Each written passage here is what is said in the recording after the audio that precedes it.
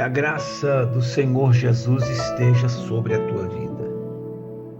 Vamos para o resumo do capítulo 11 do segundo livro de Samuel. Este capítulo é um capítulo em que narra o grande pecado, a grande queda de Davi e o que nos faz entender que Deus não tem filhos prediletos, mas que todos somos tratados por Deus com o mesmo amor. Este, com certeza, poderia ser um capítulo inexistente se a Bíblia fosse uma obra do homem. Mas como é obra de Deus, através do seu Espírito Santo que inspirou homens para escrevê-la, aqui está o relato do pecado de Davi, nos fazendo entender que mesmo Davi, vivendo uma intimidade com Deus, um relacionamento tão grande, teve o seu momento de fraqueza e de queda, e a Bíblia não esconde isto. O texto diz que o tempo era um tempo de guerra, e Davi fica em casa. O versículo 1 diz desta maneira, e nós aprendemos então que se opor, se esconder, não participar, não estar no meio, não se envolver, nos faz correr sérios perigos. No tempo de guerra, Davi fica em casa. E porque ficou em casa, foi atraído por este laço e por esta tentação.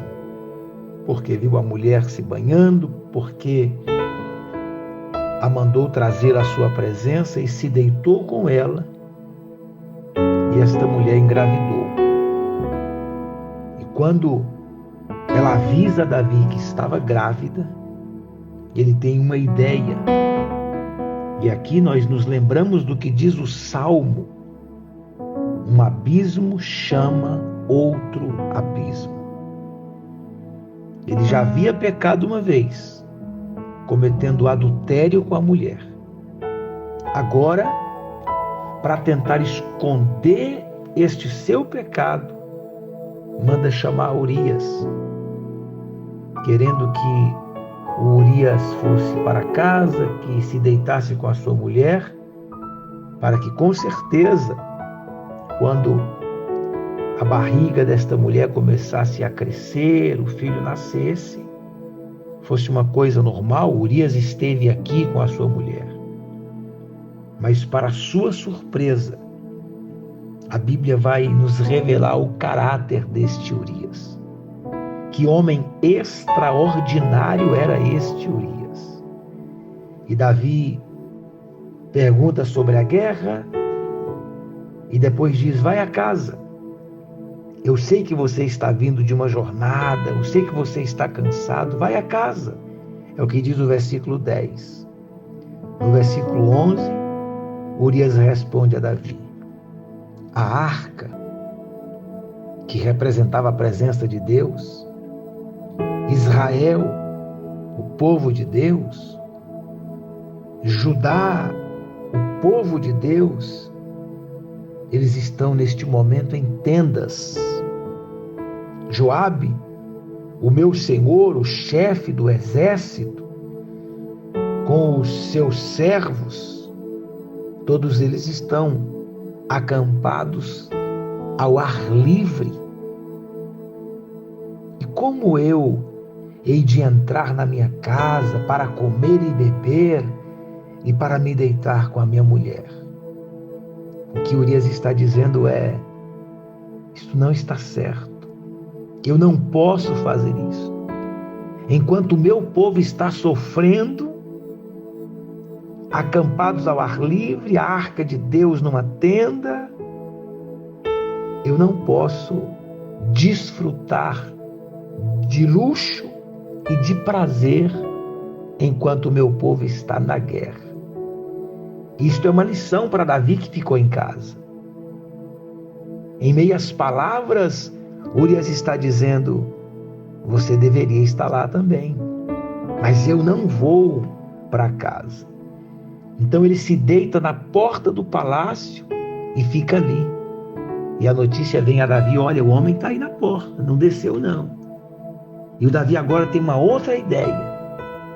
E diz a Bíblia que Davi o embebedou, o deixou embriagado e disse: vai a casa, deita com a sua mulher, vai descansar. E ele diz: não posso fazer isso. Seria uma desonra para mim. E é neste momento que o coração de Davi, carregado por uma preocupação a fim que o seu pecado não fosse descoberto, manda uma carta para Joabe, o chefe do exército, dizendo: coloca Urias na frente da batalha e o deixa morrer. E o mais interessante é que no versículo 14 diz que esta carta é transportada, é levada por Urias. Ele tinha em suas mãos a sua sentença de morte e não sabia. E vai morrer, mas o que vai ficar para nós é o exemplo de dignidade deste homem chamado Urias. Ele não quis ir para casa, ele não quis desfrutar do conforto da casa, ele não quis desfrutar de um momento de prazer com a esposa enquanto o seu povo estava na guerra.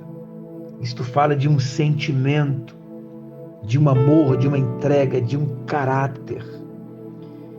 E a Bíblia diz que assim aconteceu. Urias é posto na frente da batalha e morre. E a notícia chega até Davi que tudo aquilo que ele havia pedido havia acontecido. E a gente aprende que, ao invés de procurar esconder o seu pecado, cometendo um outro pecado, o melhor caminho é se arrepender e confessar. Porque a Bíblia diz que aquele que confessa e deixa alcança misericórdia. Para terminar, o texto diz então que Betseba, ficando viúva, Davi o pega por esposa, mas termina o capítulo dizendo: porém isto que Davi fizera foi mal aos olhos do Senhor. E mais à frente nós veremos as consequências deste pecado, porque o pecado confessado Deus perdoa, mas as consequências a gente vai ter que colher.